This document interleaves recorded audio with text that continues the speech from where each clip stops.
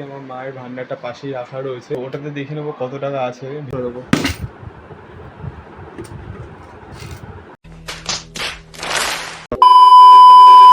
Hello everyone, good morning.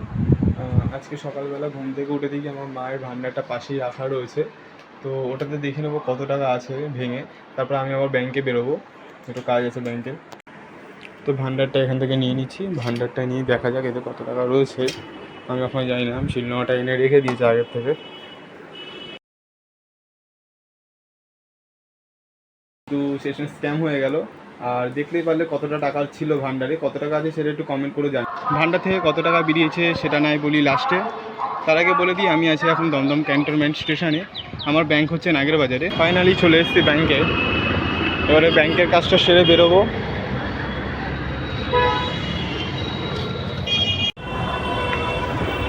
Finally আমার ব্যাংকের কাজ শেষ হয়ে গেছে, এবারে আমি যাচ্ছি বাড়ির দিকে।